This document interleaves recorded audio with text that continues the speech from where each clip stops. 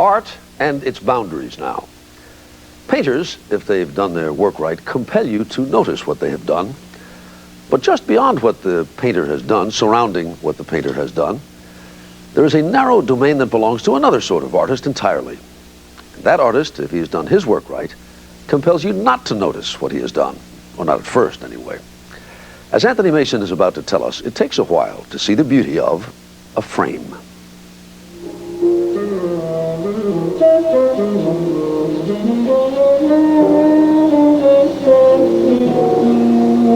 He likes to listen to jazz while he paints, kick back between brushstrokes and draw on a cigarette or sip a scotch.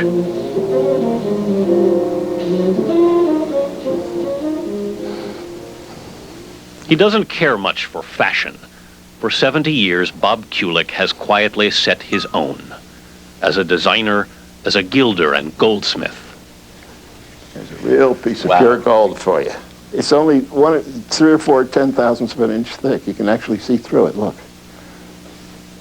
As a painter, and perhaps this country's greatest maker of frames. I'm the only pretty good painter I know of who's a really good frame maker. It is a powerful combination. I hope this is a very compelling little icon. And it is that because, hopefully, of the quality of the painting, but also the surround is so reminiscent of medieval art, which I love so much. That's Saint Pear. Hopefully, the work of art, if it is art, is from here to here, not here to here framed. So the whole thing? Is the whole unit is what I'm so proud of. Yeah. Is it more satisfying to frame somebody else's picture or your own? Oh, my own, definitely. Kulicke loves everything I do. He never argues about price or delivery. It's just wonderful. In the 1950s, as a young designer, Robert Kulicke came to New York and revolutionized the framing business. For the Museum of Modern Art, he designed the Kulicke Plexibox and the welded metal frame. My company became the research and development company for the whole damn industry. Because everybody was knocking off my products. You know. The name Kulicke was like Kleenex in the frame world, a standard, and you can still find imitations of his Plexibox and metal frames in almost any frame shop in the country. And my welded metal frame is based entirely on Bandero's 1928 Barcelona chair. It took me till 1960 to develop it. I was a little bit behind him, but I was ahead of the rest of the world. He could design for the future because he'd studied the past. You might have seen his work in New York's Metropolitan Museum of Art. The painting, one of the museum's most important, is Giotto's Epiphany. The period frame is a copy made by Bob Kulicke. Bob was the first maker of imitation frames who knew what a good antique frame was meant to look like. The Metropolitan has more than 200 Kulicke frames in its collection, according to the museum's Larry Cantor. My favorite trick with Bob's frames, the thing that throws me every time I see one, when worms have been particularly busy in one area, the wood collapses because it's spongy, there's nothing there anymore. And Bob knew how to break the wood to make it look like a colony of worms was having a picnic in that spot. The anatomy of a Kulicke frame is something too fascinating. Okay, sir, let me know if it hurts. A dentist's drill does the worm's work. 5 or 6 carefully, casually placed wormholes aside is very persuasive to the viewer. A few hundred years of aging in a few minutes.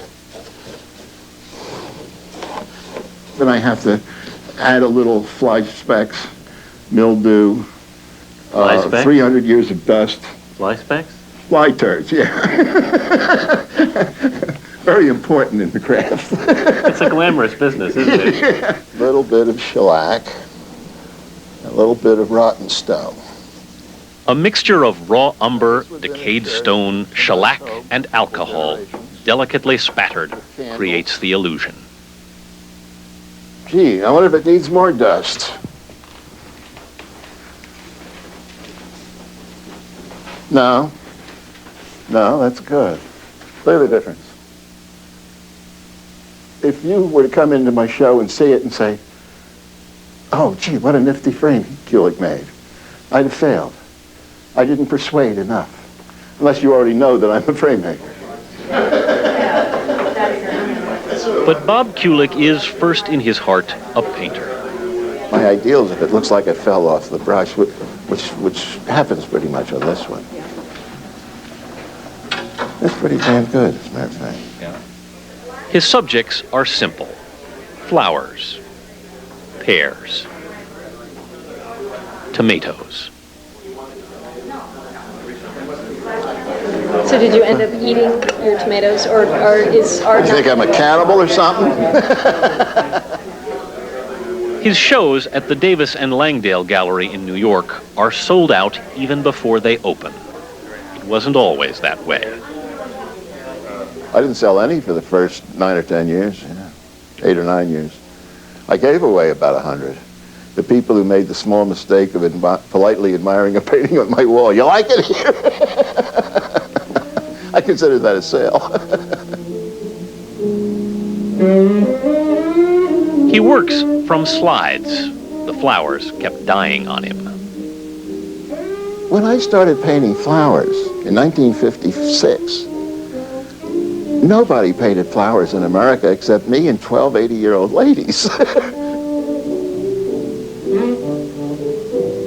At 70, he still paints as he pleases. It's the one career he always wanted.